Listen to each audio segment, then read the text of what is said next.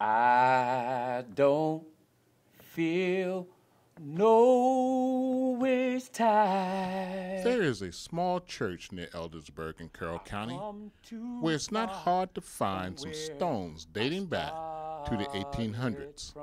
Some are so old that weather has worn away any remnants of the freed slaves who are buried here.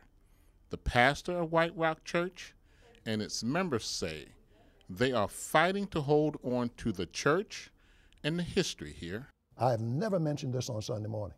This is not the subject of our ministry. This is the subject of our affliction. It is up to us to have hope and joy. It is up to us to continue a ministry of increasing the human effort that's involved in reducing the suffering that's going on in our communities and in our families and things now. This really is a diversion. The Baltimore-Washington Conference of the United Methodist Church is claiming ownership of the property. The congregation says they've been told to leave. The deadline to do so has come and gone, and Pastor Douglas Sands says he's not going anywhere. I've been coming, having prayer, and being present on a daily basis here since October, which was when we voted to disaffiliate with the conference, because I expected that the conference would come and try to take possession of the church. Pastor Sands is not alone in his fight. This is just very unethical for anyone, namely the church, to be behaving in this manner. These properties, individual properties that was passed on from generations to the descendants of people, and there's a lot of history connected with these properties. These churches are being taken up by the conference. The church is then dissolved, and the property itself is now being sold. And so places where former slaves are being buried or have been buried previously, they are now going to folks who own cows and stuff. It's not right.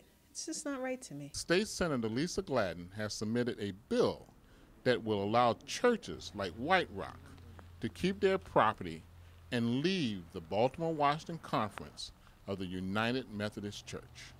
I think part of it, and as we talk about battles about the separation of church and state, and that separation says to me that there should be a separation. There is church and there is state, and the two don't go together.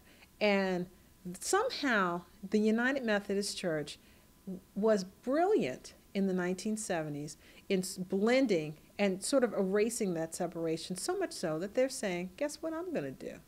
I'm going to take our doctrine, our theological doctrine, and we're going to lift it out of our book of prayer, and we're going to stick it in the Code of Maryland. That's not right. That's not right, because as much as I like being Baptist, I love being Baptist, but I don't want you to take any of our doxology, any of our stuff, and stick it in the state laws of Maryland. I just don't. The Baltimore-Washington Conference of the United Methodist Church released a statement that reads in part, if a congregation ceases to be a United Methodist Church, the property reverts to the denomination. All of our congregations are bound by the discipline of the church.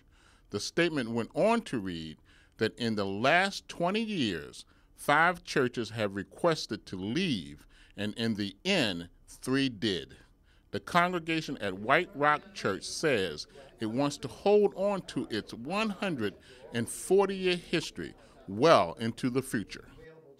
I no longer have a desire to have anything to do with the way in which the conference does things or people from the conference, because it's very, very clear that there is an effort to make sure that small churches like this don't make it. We don't represent a threat, yet there's this extra work being done to see to it that we don't even get a bill introduced.